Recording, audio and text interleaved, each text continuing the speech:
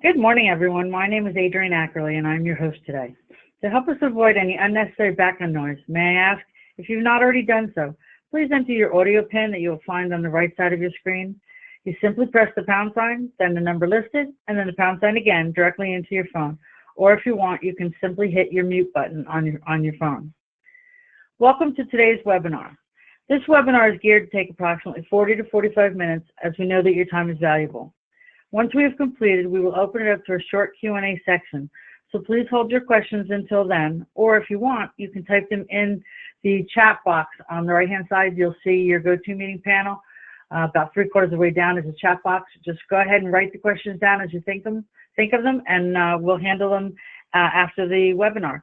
We will stay on as long as the questions are coming in, so don't hesitate to ask your question. Mark Stillman is the co-founder of Energy Engine, as well as president of Energy Edge Advisory Group, a management consulting firm which provides a broad range of services to participants in the downstream energy space. Mark is a student of the energy industry who continually studies the changing dynamics of this exciting marketplace to help position the dealers and technology vendors for the future. Mark has a broad professional background with specialties in strategic planning, finance, product hedging, and executive management. Through these webinars, we all hope to shed a fresh perspective on the emerging challenges facing our industry, stimulate a meaningful dialogue, and sometimes even challenge the conventional thinking of our attendees. John Vrabel will also be assisting today. He is the co-founder of Energy Engine, and he is our president, our boss. He's awesome. So, Mark, I'm going to let you start off. Adrienne, thank you. Always a grand introduction, if I could only live up to that. Thanks, everybody, for attending this morning. This is round 2. We had a large group yesterday for the same session, and I see some folks from similar companies, different people, so we really appreciate all of you taking the time to join us, and thank you to our partners and other vendors who, there are some on the call this morning. That's also very flattering, and we have customers on the phone this morning, which is an indication that we try very hard to educate and create a dialogue and get people to think rather than try to sell you things. You won't be getting a sales pitch this morning from me. A special thank you to the folks on the West Coast. That's really early in the morning to get up for one of my webinars, but kudos to you for doing that. Yes, John Vrabel is joining this morning. John is the co-founder of Energy Engine, along with Adrienne, who's the most modest person in the group. John will be making some color commentary. Typically, he likes to wait to the end when I'm all done. John has more e-commerce experience in the fuel business than anybody, and that is not hyperbole. John and Adrienne ran what remains the largest e-commerce fuel company ever to be in existence in our world, and its peak somewhere around 80 or 85,000 consumers buying online. So John knows a thing or two about what we're going to talk about this morning. So let me jump right in here. We're going to talk, this is almost a continuing theme for us. Our webinars have stuck with this Will Call and COD theme, and what we find fascinating about these sessions is, while it would be hard to find a more polarizing topic than Will Call and COD in the fuel industry, it is the one thing for some reason that draws a lot of people into our webinars. I'm not bragging about how many people we get, because we are very blessed and fortunate to have people join us in large groups.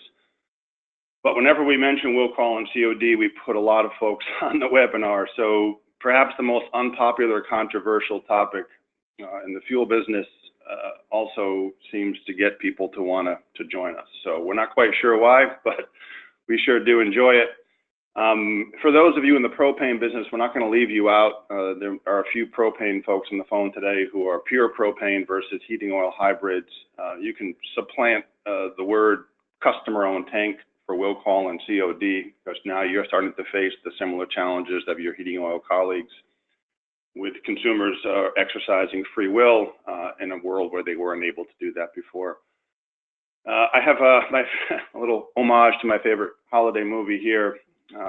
Will Call and COD for a long time have felt more like the Jelly of the Month Club than they do about the gift that keeps on giving. So we're going to hope to dispel some of that today and get people to think a little bit differently. My job this morning is not to convince you that Will Call and COD are the best thing ever or the future of the industry. It just happens to be an area of growth in our industry that a lot of people have a dubious impression of, and we'd like to try to just let you rethink that a little bit. Timing is also good. This is obviously the time of the year when not only are we all celebrating and gaining weight, we are also planning for what we hope will be a busy season. We could do with a little less busy than last January maybe, but somewhere in between here and then it would be fine.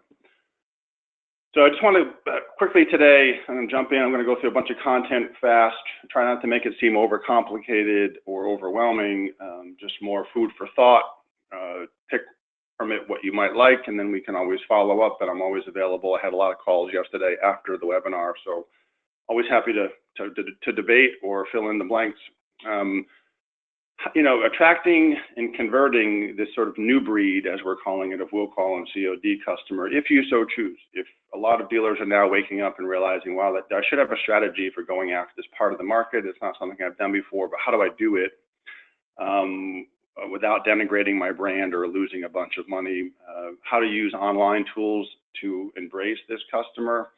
Best done online in a touchless environment. We'll talk about that, how to do that, what an e-commerce strategy looks like, and how to compete with the discounters. Everybody in the full service business has a Will Call and COD component, whether it's 2% or 20% or 30%, it depends, but you're in that business already and the discounters give you headaches.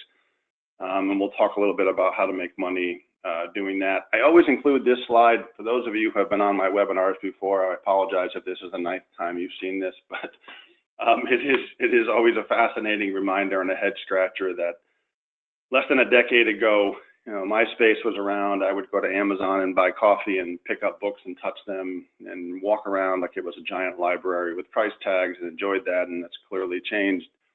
iPhone was released in 2007. I find that unbelievable that my daughter, who just turned 14, has never known a world without the iPhone or Amazon or Facebook, and probably will never have a landline phone in her life. We used to go to the store. Remember those days? I'm 54 years old, so it used to be an event, right? It was great, but we don't do that as much anymore, which is putting a lot of pressure on traditional businesses. We didn't know what the word e-commerce meant. You're going to hear that word a lot today. Nobody knew what that was. We knew what mail order was. And my newest joke is my computer also doesn't know what e-commerce is because spell check always wants to correct me whenever I write it. I'm not sure what it wants me to write. And the millennials, which are driving a lot of what we're going to talk about today, the behavior in the fuel business is no different than the behavior in other businesses. It's sort of the tail wagging the dog, this generation that is kind of reshaping the world, but certainly reshaping the way people shop and view that experience. 10 years ago, they were about 10 years old, so they were less of a pain in the butt back then than they are right now because they were all little kids, although I think technically 1983 was the beginning of the millennial period. I don't view it that way.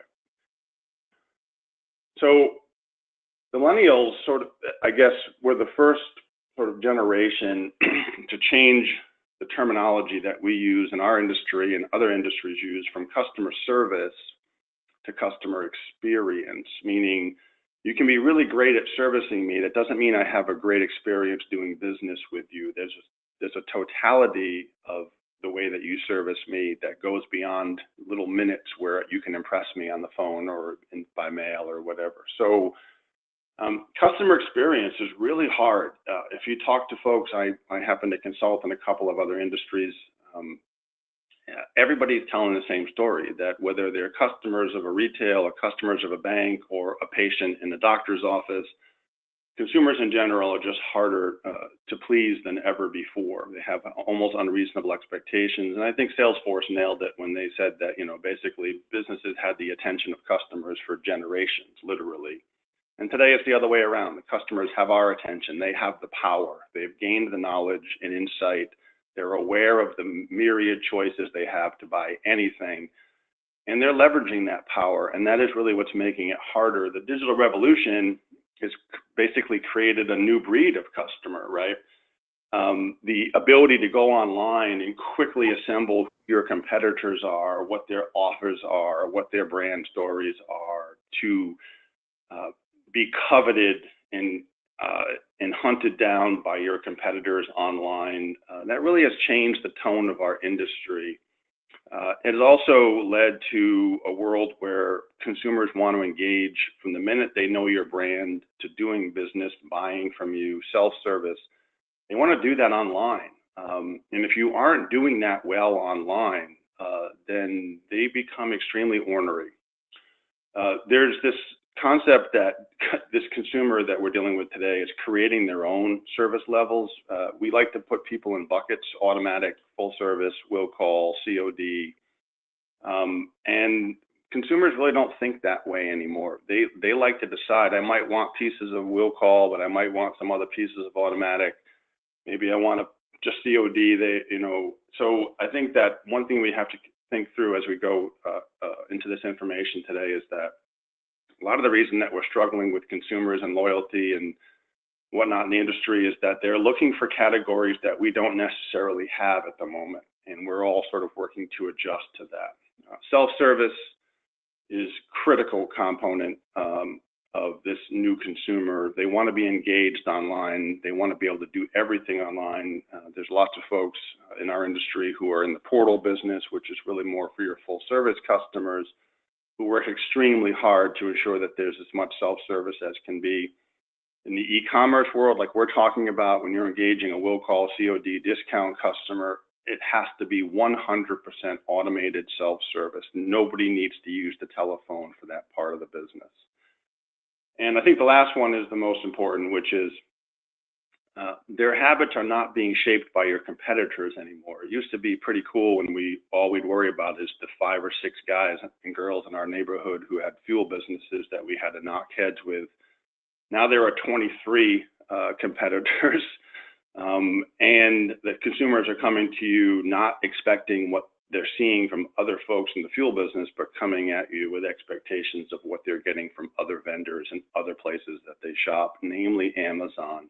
And when the bar is that high, our job will be harder. So why is this driving an increase in will call and COD? And we know for sure that will call and COD, we call it on demand. We've sort of stopped using the terms will call and COD because of the negative connotation. And we're not trying to be cheeky with on demand, but it's really what the consumer is doing. They want to be in control.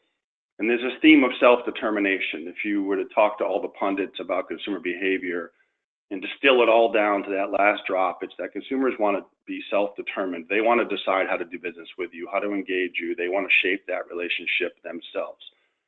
That is very hard because for a long, long time, we as fuel dealers, and I sat in your chair too back in the 90s when I first got in this industry, running the operations of a large company, and we kind of called the shots, and that's okay, but that's not the world anymore. This self-determined consumer wants to call the shots. So part of this is just all of us having a mindset shift that we don't get to make the rules anymore. But it is driving an increase in will call and COD, and I do a lot of speaking in the industry. I do a lot of writing of articles in the industry. I feel very fortunate that people want to listen to me. They don't always agree with me, and that's fine. But if you want to pick a fight in this business, start talking about automatic versus will call. It's like talking about politics or religion at a cocktail party. You're bound to piss somebody off, right? And it's an age-old debate. The artwork here was done by my daughter when she was much younger, because this slide I use over and over. I used to let her illustrate my PowerPoint presentations. She's 14 now and would be completely appalled if she knew I was still using this slide. But this age-old debate is really about value judging automatic full-service customers versus what is considered will call junk and COD junk. And our grandparents and grandmothers and grandfathers and moms and dads taught us that automatic customers are all you want, and that will call and COD are just fallback junk business. They're not worth anything. They're devalued during an equity calculation. They're disruptive. They have 420 FICO scores. They want you to pick up a check while their pit bull waits at the gate for you. It's just, you know the drill. I'm preaching to the converted here. But I think that there's no longer a fight to have because Will Call and COD on-demand consumers are really not who they used to be. And therefore, it's hard to denigrate a category of customers who might have given us fits for a long time when they are your neighbors, friends, school teachers, firefighters, doctors. It's not the same demographic anymore. In fact, demographically, it looks a lot like your automatic customers. They just want to buy from you differently. So how has this change occurred? Because it's permanent, right? It's not a temporary condition. I know this industry kind of likes to believe that we're the last milkman and that somehow the world will come back and full service will be important again. I think that that's sort of disillusioned thinking and beyond idealistic. It's just not going to happen. It hasn't happened in any other industry. It's not going to happen to ours. This throttling between automatic and people being tugged to on-demand is continuing. The data shows it. I am not in any way saying that automatic full service is dead, because it absolutely is not. But we have to pay attention to this other market. So it's changed for a couple of important reasons. First of all, and I really like this line from Amazon, which is low-end relationships are cool. It used to be that low-end relationships were not cool. We all sought out premium service, whether that was buying a car, whether that was buying clothes, whether that was buying heating oil. We wanted a high-end relationship, and we were willing to pay for it. Now we're cool with low-end relationships. And in fact, if you're a millennial, you seek out the lowest end relationship you can possibly find, right? You just don't want any friction at all. You want to do everything yourself, and you don't need premium anything, right? So this is a big change because it's a psychological change to be okay with a low-end relationship. I used to be embarrassed to buy things mail order, and I'm also embarrassed to be old enough to use the term mail order. But now you're embarrassed if you go to the store. Like, what if somebody sees me at the mall? My God, do you not own a computer, Stillman? So it's an important psychological change. They're not who they used to be. I probably sick of telling this story, but it's new to the folks who had never heard it before. I live in central New Hampshire in the mountains, and it's been freezing cold here, and I'm sure my fuel dealer is happy as hell. But I'm a full-service customer. It might sound contrived or ironic given that I'm talking about e-commerce and Will Call, but I am dyed-in-the-wool full service. I travel a lot for my job. I'm on automatic. I have a price plan. I have heating oil and propane here. I am the quintessential, perfect, in quotations, customer for my fuel dealer. My neighbors are retired pediatricians from Boston. The financial difficulties are not high on their list. And he makes a sport out of buying heating oil and propane, a sport online. I guarantee he gets a big glass of wine and sits down with his laptop and enjoys the hell out of looking for the best possible price and offer and company he can find online. So we're very different in the way that we approach fuel business, but he's not the demographic you think as a Will Call customer. Far too many, yeah. If you look at certain markets, we have good data because we have good customers and who validate this. Outside of Boston, parts of Maine, in the environs of the outer boroughs, the boroughs of New York, certainly on Long Island, COD gallons represent about half of the volume that's being consumed in heating oil. That is a lot. And it doesn't mean your customer base is 50% Will Call. It just means in that market, that's how many gallons are being consumed by Will Call customers. So you really can't ignore half a market. Listen, now there are pockets and areas where that's not the case, certainly Fairfield County and Westchester and places where automatic still is dominant. But that Will Call segment is growing, and it can't be ignored. They're very loyal. This is something new. We don't ever view Will Call and COD. Back in the day when I got in the business in the mid-90s, they were one-hit wonders. They went everywhere. Every delivery came from a different dealer. John, who's on the phone, keeps incredibly precise data. We have well over 100 dealers with hundreds of thousands of deliveries over the last 7 or 8 years to fall back on literally hundreds of thousands. We know everything about that, those dynamics and the processes. The loyalty rate of a Will Call on-demand customer for our community has been somewhere in the neighborhood of 65 to 70%, which is within 10% or so of what the average full service customer has for loyalty. So they will buy from you again. This is not necessarily a world of one-hit wonders anymore. And they don't fit in the box. This is a hybrid customer. I like to call them the customer we don't know.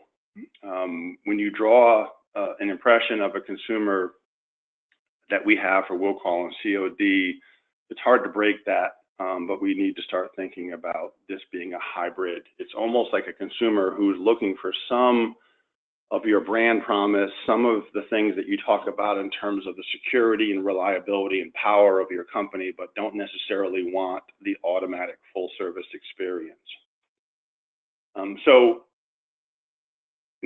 This slide is a little presumptive. I'll burn through this here. This is assuming that we're hearing a lot more dealers talk about this Will Call and COD market and wanting to get into it, or being frustrated that they know there's a lot of COD gallons in their market. They've never gone after it before and they would like to do it now, but they're nervous, right? It's a big change, right? So if you do in fact decide that this is something that you want to do, because they're different, attracting and converting them is different. So the concept that you have to be online is sort of a duh moment, as my kid would say. Will Call and COD customers really would like to be online, and you'd like them to be online because they can be enormously disruptive to your CSR pool. Nothing was more indicative of that than last year, when Will Call customers really, in some cases, caved in your full phone bank and put huge pressure on your operations, and you had to shut them down, and they're waiting and they're out of fuel for days and all the stories. So putting them online isn't going to solve the operational problems, but it will certainly solve the pressure it puts on your CSR pool during times of cold weather. It also allows you to manage the expectation when they're online by saying, as soon as they click order, a button comes up and says, hey, you're not getting this for a week or 10 days. It avoids that long sort of grinding phone call for your CSR. They want to be engaged. So being online is not enough. A shopping cart is not enough. They don't care about that. They would like you to be interested in their business. They would like you to communicate with them digitally.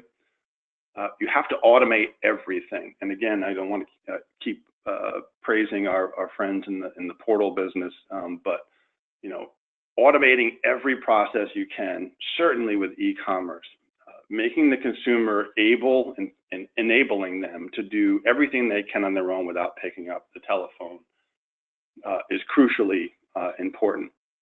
Another area here now that's getting a lot of attention is the tank monitor or telemetry business, which has a lot of participants. And you're trying to automate that process of understanding how much fuel is in someone's tank. So these broad strategic automations, portals, monitors, and then the sort of tactical automation of customer functions, tying those all together is really important. It's almost like creating a little bit of an Internet of Things for your customer, and they really like it. Hence why Ring Doorbell is one of the fastest growing companies in the country. So digital relationships, I don't think, take a sip of my coffee here. I don't think I've ever done a webinar where there wasn't a question during or after about what a digital relationship is and how can I possibly build a relationship with somebody without talking to them. And I guess the snarky answer to that is we live in a world where this is the defining part of commerce, that consumers are used to and expect that you will communicate with them beyond bills and reminders in a digital way. So learning what tools to use in your e-commerce site and even on your traditional full service site that communicate and build relationships and foster those relationships is very, very important. It's a serious challenge for your marketing folks and your marketing agencies because it's very different than how we've done things in the past. And then in terms of this new consumer, of course, they want a better deal, right? They're coming to you, quite frankly, because they're looking for a competitive price. They don't need it to be the cheapest price, but they'd like it to be the competitive price if they're a COD or Will Call customer and you're not offering them any of your services. Well, one way to do that is to tell them flat out in your e-commerce site, in your marketing, that you're doing this to reduce your fulfillment costs and you're sharing that. There's a power to that sharing and that shared success of reduced fulfillment cost. And I think, maybe this is something that the industry needs to really start to think about, is that we have an esoteric view of our space. We believe that the fuel business is somehow completely different than any other business in the world. And we've been telling ourselves that for a really long time. Consumers just don't see it that way. Look at the research. Look what Nora just did a couple of years ago. Consumers, they don't see anything special about what we're doing. It's just the fuel business, and it's okay. When we have an incredibly important role in the health and welfare of homeowners, millions of them in the U.S., but they don't see it as anything different than their banking or retailing relationships or insurance relationships. It's just another thing. That's important because if you continue to think that fuel is somehow special and unique and therefore immune to consumer forces, that could be a mistake in how you position your business. So that's kind of a broad sweep, and I'm going to quickly go through the rest of this here, just so we can have time at the end for questions and have time for John to make some thoughts. So if you're going to be in the e-commerce business and you're going to attract and engage and go after this Will Call COD market, then you have to rethink marketing. I would put an asterisk here in. I'm touching a lot of the industry all the time: dealer level, vendor level, supplier level. I have a pretty broad exposure, like a lot of folks who are on the vendor side. And marketing is still a weakness of this industry. It's not something that, as a group, we're particularly good at, and that's not a criticism. It's just that for a long time you could get away with being okay at it, but we're living in a world now where you have to be extremely good at it. Building awareness, converting to interest, getting people to buy from you, getting people to be loyal from you, telling your story, telling that story through different mediums. Marketing has become very difficult. There are a lot of smart marketing companies in this industry. I don't need to pander or self-promote. You know who they are. We have to engage these folks, listen to the experts. Marketing is really important. One of the most important changes in marketing is it used to be that marketing was a simple message for a fuel dealer. Right? I don't need to tell you what your marketing used to say, and maybe it still says. It focused very much on sort of these baseline generic concepts of what the full service value proposition meant.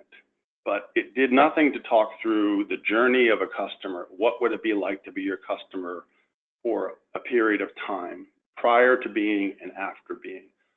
So Google coined this phrase called micro moments, and it has since evolved into customer journey. So your first change in marketing is not to think about how do I get you to buy from me? Why am I different? That's not it. It's what am I talking to you about before you buy from me, during you buying from me, and after you buying from me. The micro moments are, if you're not a student of this, it'd be really good for you to get into it. It's first micro moment, there's only 4. I want to know, I want to research. Is your marketing messaging, are your tools for communication helping your customers learn about answering the question, why should I do anything? Why should I change fuel companies at all? Why bother? Why am I going to research? The second is I want to go, which is I've decided I do need to do something. I do need to switch fuel dealers. I just want to know who's out there. And third is I want to do, which is I'm going to make a decision here, but I need some help. I need lots of information. You need to tell me why you're different. You need to tell me all about the very unique tools that you have for your customers that set you apart here for your competitors. And the fourth micro moment is I want to buy. But the side note to I want to buy is that consumers still want help when they're buying. They still want to be reassured and reaffirmed around what it is they're focused on in your fuel business that makes you different, and therefore why they want to do business with you. So learning about customer journey, aligning marketing to customer journey is a science in and of itself. Typical baseline marketing just won't cut it anymore, mostly because it's impossible in that environment to sort of break through all the noise because consumers are getting bombarded every single day. Sophisticated functionality. I don't know why I typed that phrase.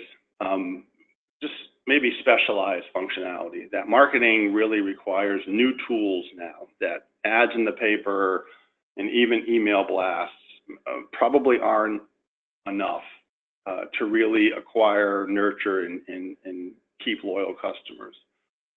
Behavioral marketing is a cornerstone of e-commerce, and it's important because as a customer visits your e-commerce site, your Will Call COD site, you could even say your regular site, depending on how that's built, when they go to different places, when they exercise certain behaviors, then the system automatically triggers a communication within 10 seconds, within 30 minutes, however it's set up.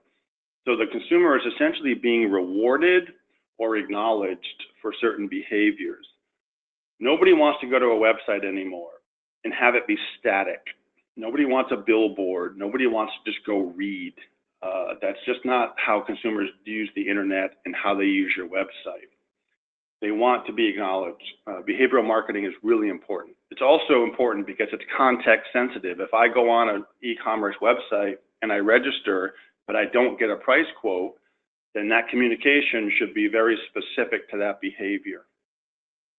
And e-commerce systems, ours certainly can accommodate 30, 40 different behaviors. It's an important part. And it also could be an important, here's a little tip for your full service site. Don't just put a billboard there with a bunch of content for people to read. It's got to be interactive. Targeted, that means that in an e-commerce world, when people are registered on your site, you know who they are, how they behave, when they order, how they order, the last time they ordered, even to the level of how many times do they hit your site before they buy from you, which is a fascinating topic. We've learned that in the energy engine world that consumers often hit the site 8 or 9 times prior to placing an order. Whether that's ADD or just how people buy online, we're not quite sure. But you can target promotions and broadcasts and incentives around the behaviors of certain clients. It's sort of embedded CRM within an e-commerce system that's really, really powerful. Social media, and we don't need to talk about that. If you don't understand the power of that, then you've been living in a cave.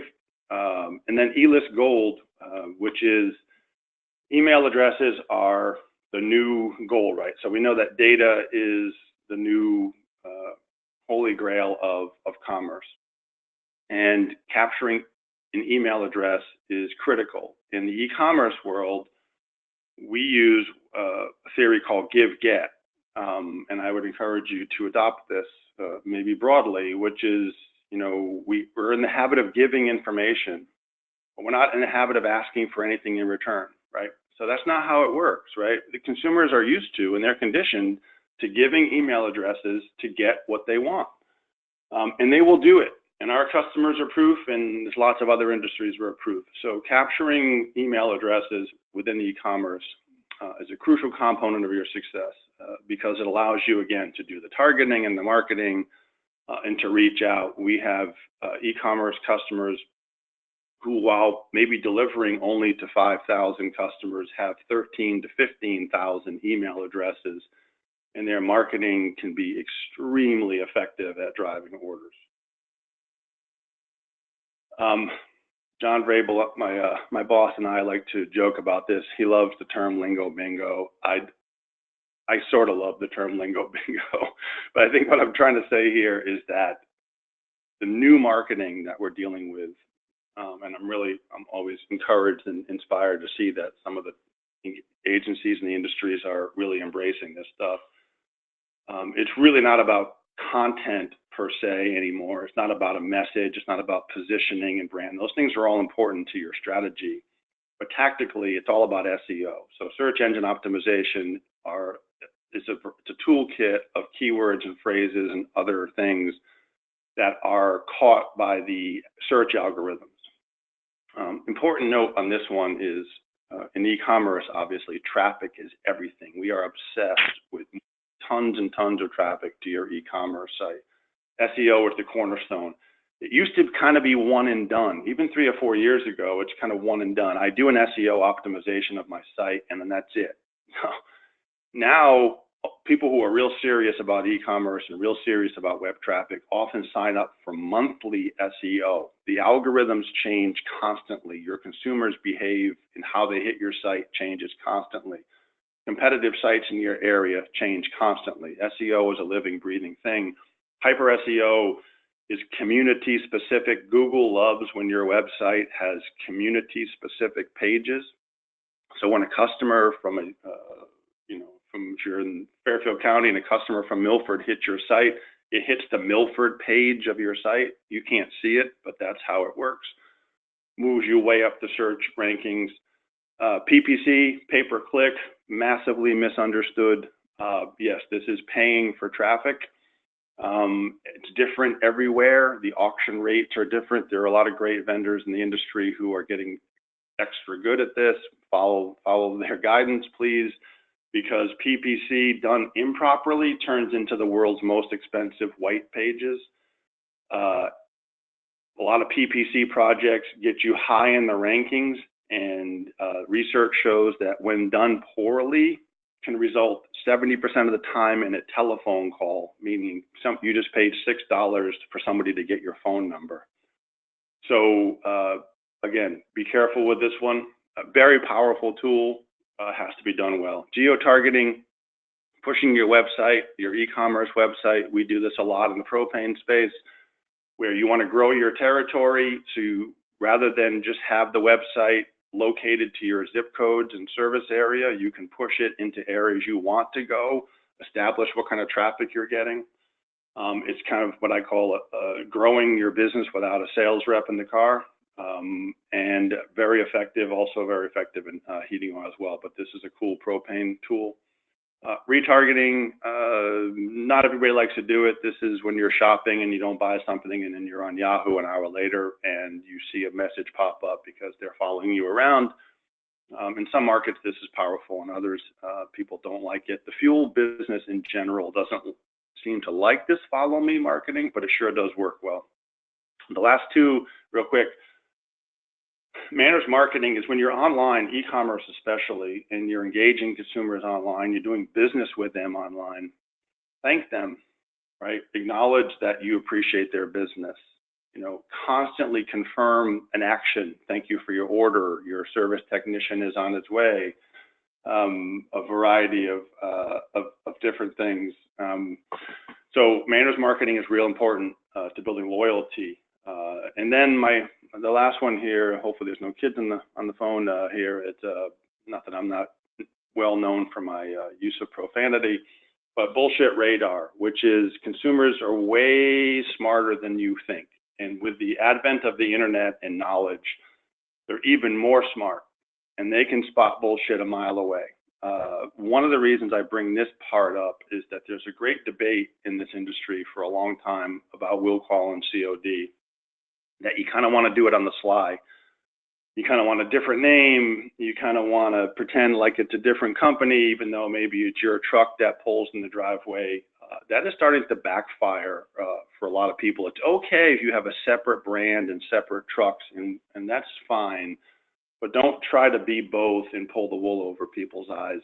Those days are over, because when they go to the web and they look up your company, it's very easy for them to draw the line between you and this, what you think is a secret COD company. So the power of e-commerce, and as I start to wrap it up here a little bit, I think it's really, the first one is the most important to me. And that is because as it exists in the fuel business today, a lot of your customer engagement tools reside in different places. Your CSR have some information, your portal has other information. Your CRM, if you have one, has other information.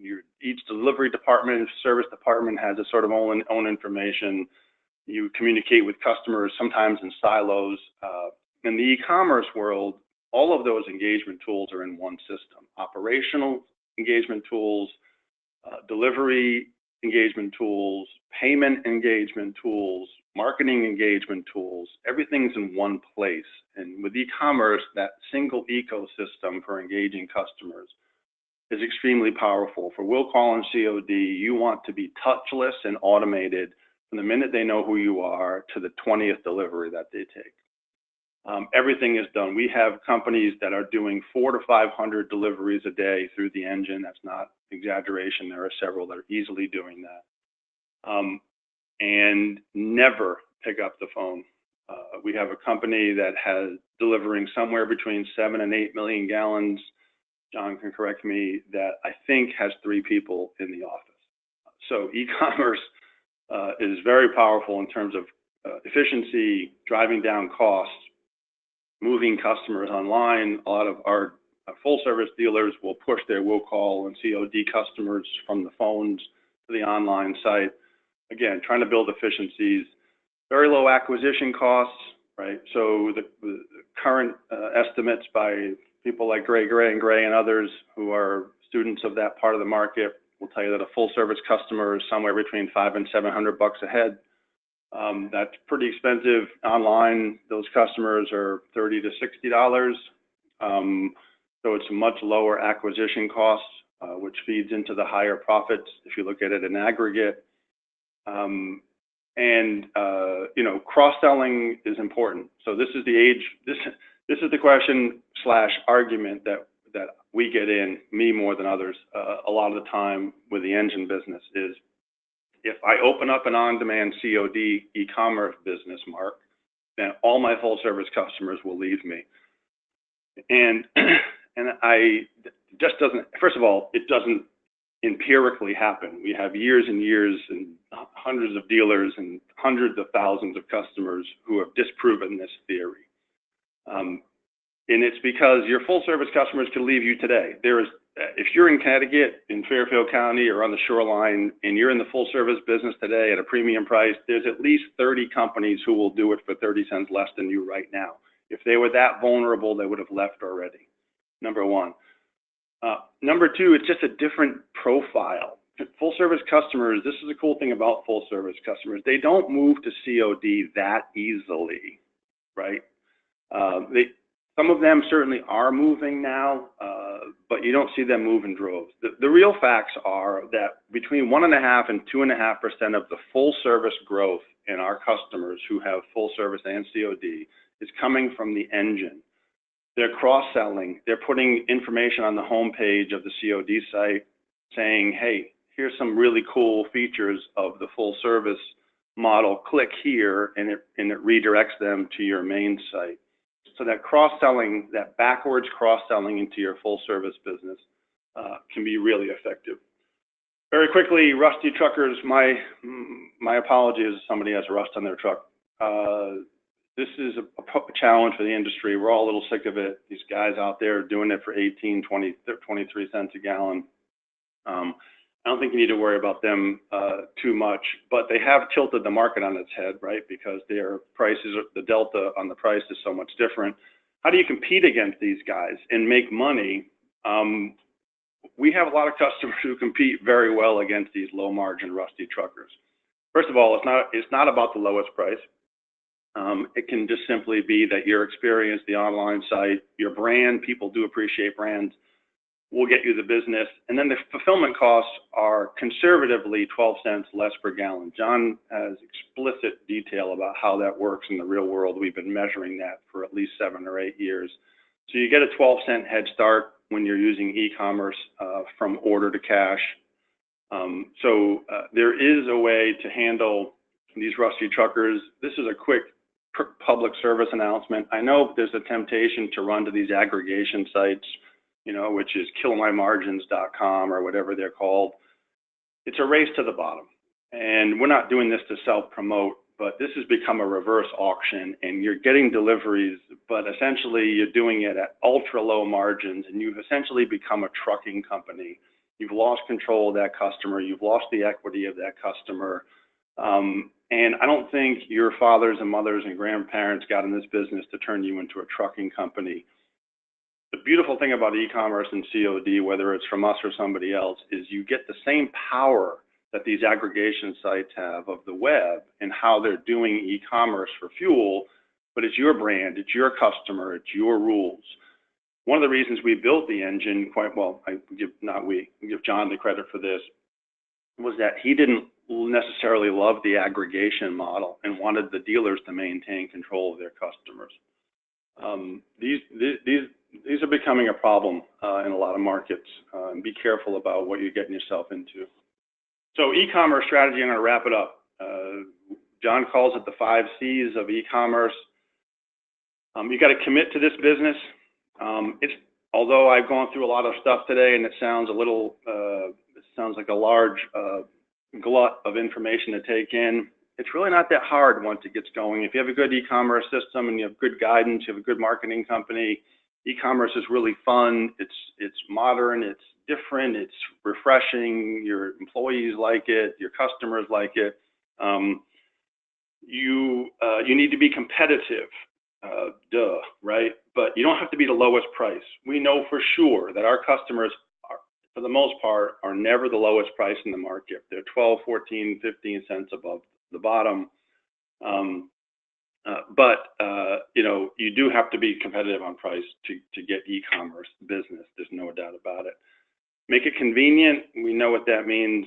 That website has to do everything. Confusing e-commerce sites, even confusing portals, confusing shopping carts, customers will bounce right out of them. It's got to be easy. It's got to be mobile responsive. It's got to be all the things that they expect from you. Communicate. We've talked about this a lot. Automating e-commerce or automating your portal doesn't mean you don't have to communicate. That the automation is not the relationship. The automation is simply the tool and the communication method. And then connect, right? Which is let them know about you all the time. Remind them of why you're different and better all the time. It's an important part of e-commerce is that you can build a connection. Real quick on proven results. This is real data, easily substantiated. We can share some of this with you, John, Ken. Lots of growth on the e-commerce Will Call side, certainly greater than 500 a year, very loyal, low acquisition costs, lots of gallon growth of 30% sustainably year over year. So that doesn't mean a bunch of people are moving from full service to Will Call. It means our customers are capturing larger segment of that COD market that already exists where they are, but doing it in an efficient way. Obviously, it's easier to fulfill. The drop sizes are really high for a couple of reasons. Ours is in the 190s, which I know sounds like we're lying, but I assure you it's not. First of all, they're incentivized by price to have a big drop, and they typically wait to the last minute. So drop size is important. Lower acquisition costs, we know. And then the profits are basically driven by low fulfillment costs and low customer service costs. So we know for sure after years of doing this that it's a proven method to engage and make money in a part of the market that we haven't wanted to engage as an industry and haven't been able to make money. So to wrap it up, get educated about what e-commerce is, understand what this Will Call market is, and embrace that your full service business and COD business can coexist. We have dozens and dozens of companies who are dyed in the wool full service who also have an e-commerce COD business living side by side who can tell you that all of the mythology about the cannibalism is not true. You can't ignore this market. It's just too big. It's not junk business anymore. It's really solid people who could easily be a full service customer but choosing not to. To separate the Will Call from full service sounds like a contradiction, but what we're trying to say is don't push discount customers through your full service phone pool, operational pool, communication pool, credit pool.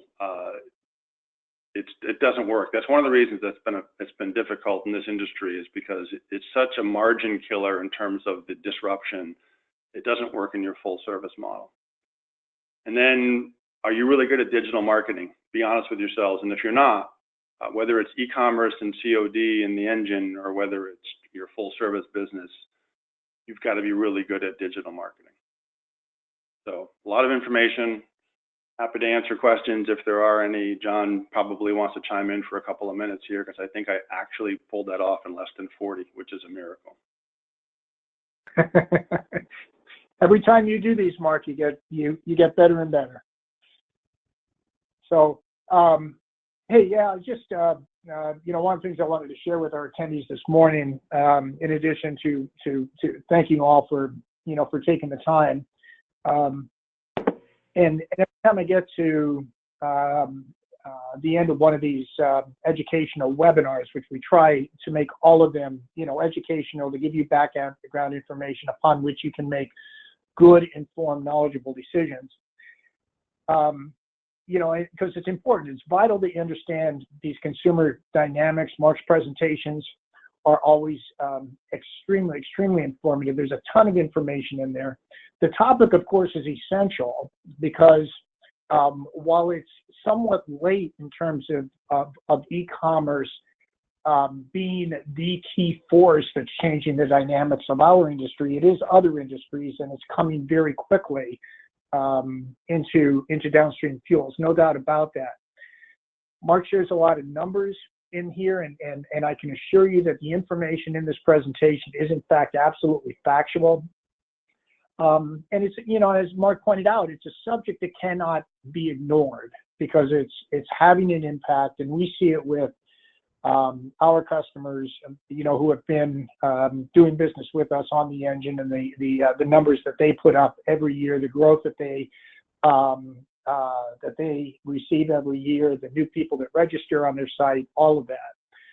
But what it does is it kind of takes me back very directly to the year 2000, when I came to this part of the energy industry, because I supposedly had expertise in e-commerce, even though at that particular point I was so afraid of what I was doing, because all of us, quite honestly, 18 years ago, were trying to figure it out, even if we already had some experience, which I did. And coming into this part of the industry, I can only, I recall that I knew that we needed to do it. I understood that the consumer was changing. I knew that they were going online. All the history that Mark gave you at the upfront part of this presentation, but I was afraid because I didn't know how to do it. And I know, talking with folks like you that we talked to over the years, that some of you, or many of you maybe, are in the same position. The presentation was good, the information was great, but holy cow, it looks like there's so much complexity to this. How do I remember all this? What do I do next? And I just wanted to share with you that, 18 years ago, I was in the same situation. I had no clue, but we went forward. And I was supported by a boss who had made a significant commitment. Matter of fact, it was a 7-digit commitment, because we had to build what we were doing at that particular point. And honestly, it wasn't very sophisticated. It was essentially a shopping cart online, allowed a customer to come there, make a selection, make a purchase, pay online. That was about it. Very, very basic, very basic.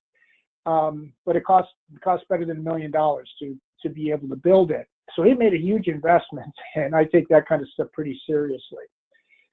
So fast forward 18 years later, and obviously we had some success in that original business. We made a decision to really support the industry, like Mark said, by making a solution available to dealers so that you could enjoy that same kind of success yourself.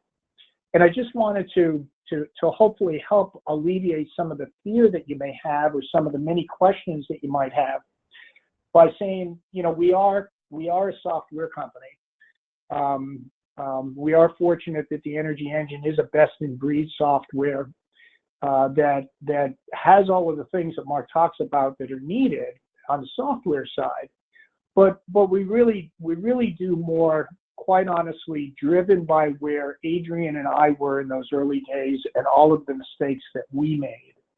So, and this is just by way of information, not by way of sales. But one of the things that we do, in fact, provide to our clients that make a decision to become part of the Energy Engine family is really the benefit of all of the experience that we've gained over the last 18 years. You know, it's the metrics, some of which Mark talked about in terms of loyalty, for example, the growth, the registrations, and so forth. We maintain a very sophisticated database that helps guide our clients year after year as we review them with them as we come out of the season every year, and sets the benchmarks, identifies the best practices so that everybody can learn from that, and it raises the bar, and it's continued to do that. So over the last 5 years, our clients have enjoyed in excess of a 30% growth rate year after year after year. Even before you launch your site, we make available to every client a marketing roadmap, some of which Mark mentioned, some of the things Mark mentioned in here, but these are the things that work, that we had no idea 18 years ago when we first launched the business, and we were still trying to use newspapers, and we were trying to use direct mail, and we did billboards and all the conventional stuff before we knew how the heck to use some of the digital things like SEO. Honestly, it took us a year and a half when we first started the business to figure out how to get traffic to our website. A year and a half before I finally found someone that knew how to do that. Today, we have companies that understand the Energy Engine, understand e-commerce, understand our industry, that have worked with us, that work with many of our clients now, to actually be able to execute those plans so that you don't need to make the same mistakes that we had driving effective quantities of traffic, because that's where it all starts.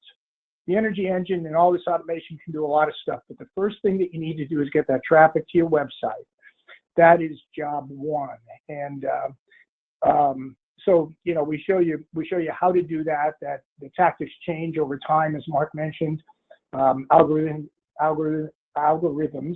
if I can say that fast 3 times. Algorithms change regularly, and you need to stay up with that sort of thing, and we help you do that. So the marketing roadmap changes periodically. We're glad to talk with you about pricing, talk to you about your market, what works, what doesn't work, you know, and so forth. So I extend an invitation to all of you that, you know, if you're curious about this, if you want to learn more, feel free to give either one of us a call, drop us an email, whatever. We'll talk with you. No pressure, promise. Because when we add a client to the Energy Engine, first and foremost, we want you to be successful. If you're not at the point where you're committed, or it doesn't seem like it's quite right, or you haven't figured it out, or whatever the case, we're not going to try and talk you into something that doesn't make sense for you at this point. We want our clients to, you know, to be successful, to understand it, and we'll help you every step along the way, so that hopefully we can help alleviate, you know, some of that fear, and certainly some of the risk that you might have by stepping into it, you know, on your own. So anyway, just wanted to mention that, offer that to you. Feel free to reach out to us. We're all about education before you make a decision to get into this, so you in fact can do it well, because if we have an industry that does it well, we have consumers that are happy, and consumers continue to do business with us. One final point I'll make is, and we don't talk about it in this webinar at all, but it's really kind of the margin side of the business. And I just know there's some of you, as you're going through this presentation, that are thinking about, well, okay, I'm putting more emphasis, or Mark's saying you need to put more emphasis on the part of the market that we've historically thought as low margin. But when we think about margin, you know, we've historically measured margin at the gross margin level. You know, the difference between our rack price and our sell price. Full service margins certainly higher than COD, will call, or as we refer to it, on-demand margins, without a doubt. However, that's not the end of the story. It's the net margin after all of the expenses is what we ultimately wind up taking to the bank. So with that in mind, and it's one of the baffling things for me ever since we've been doing this, is exactly what is that net margin. Mark pointed out to you that there's a reduction in order fulfillment costs on the e-commerce side of 10 to 12 cents a gallon. That's a real number.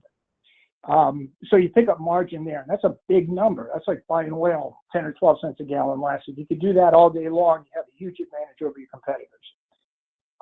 But what ultimately is that net margin number? So in order to try and get to that, we've partnered up with Gray, and we've made a proposal to the Eastern Energy Expo folks. Hopefully they accept it for us to present jointly at the conference coming up this next May. By combining the tons of data that we have on the e-commerce side with what Gray has been doing for decades on the full service side, and also the by phone Will Call COD side, in an attempt to get down to what is the net margin of a full service customer compared to a phone COD customer compared to an e-commerce on-demand customer. So you can look forward to that one way or another. We're going to be continuing to do that work to take some of the mystery out of some of the numbers. And that's really driven by some of our clients who, after they get good at e-commerce, have said, you know what? I'm not sure I'm making anything less on my e-commerce business than I do on my full service business. Because like Mark mentioned in one of the examples, very large volume client with just a couple of people in the office. It's really what happens with e-commerce. It's a very, very simple type of business. So anyway, we're all about education. We're here for you. We invite your calls, your emails, and hopefully we have an opportunity to talk with you. So anyway, sorry, Mark, back to you.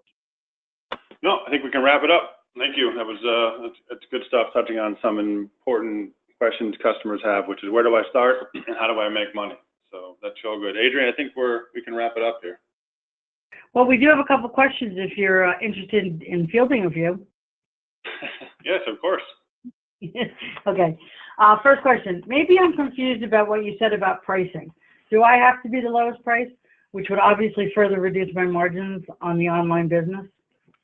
No, we don't advocate that you're the lowest price in your market. Like I said, if you look at our customers who are deep in the COD e-commerce business, most of them are 12, 14, 15 over the lowest price in the market. In some cases, I talked to somebody yesterday after the webinar who is a customer of ours who's getting 55, 60 cent margins on COD. Now, granted, where he is, that's not that hard to do perhaps, but not the easiest thing to do either. So no, you don't have to go to the bottom. 12, 14 over, just tell the convenience, tell the brand. People still care about your brand. One important thing about new consumers is that while they do like the low price, they definitely like doing business with people that they trust. That still hasn't changed. Okay. I take orders from a lead generation business. I think you called them an aggregator. Are you saying I can use something like an energy engine to move away from the aggregator? To answer yes to that would be intensely self-serving, but yes. I think that what I was trying to say is that these lead aggregation businesses, these cheap, or I don't even know the names of them, and I don't want to denigrate any of them because they do work hard and they do fulfill a service. But as that reverse auction mentality has really become a problem, and the margins you have to go down to in order to get that business from those sites, typically, not everywhere, typically is lower than most people want to go. And you lose the customer equity and you lose control of that relationship. You're just a truck company. So you can use again, one of the founding principles of the engine that John just mentioned was, can we put that power in the hands of the dealer versus in the hands of an aggregation lead gen site? And that's what the engine is all about. The lead gen sites are good at using the web, good at using the tools that I just talked about. In fact, they're probably experts at doing what I just talked about. Unfortunately, you lose control of everything. The engine and products, I don't want to be too self-promoting, but e-commerce products at the dealer level can do the same thing and let you move away from those margin killing sites. And we've seen that happen a lot. A lot of our dealers have moved away from the aggregation sites to the engine in totality. So it's a pretty cool thing. Okay, I'm a propane dealer. I have customer-owned tank customers, and I get why e-commerce makes sense, but I also have a lot of customers who have our tanks. They'll call when they need a delivery. Can I move them online too? Yes, that's we didn't talk about it a lot today because we're already at an hour, and we're trying to be respectful of people's time. The propane e-commerce storage for propane is a little bit different. I would encourage you to reach out, not to get a sales pitch, but we go to NPGA. We're getting more involved, not just because of customer-owned tanks. That's the main driver for our business, to move into propane a little bit more aggressively.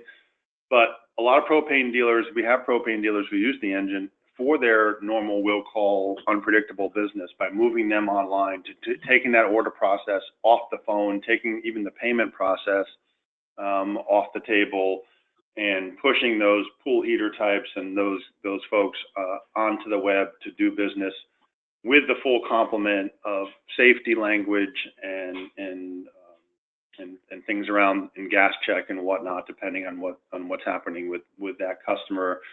Our propane module is constantly being audited by the big insurance companies in the industry to make sure that language is tight around safety. Okay, Mark, I think at this point now we can say we can wrap it up. I would like to thank all of our attendees for joining us today. And Mark, John, you guys did a great job. So thank you, and I hope everyone has a great weekend. Happy holidays, everybody.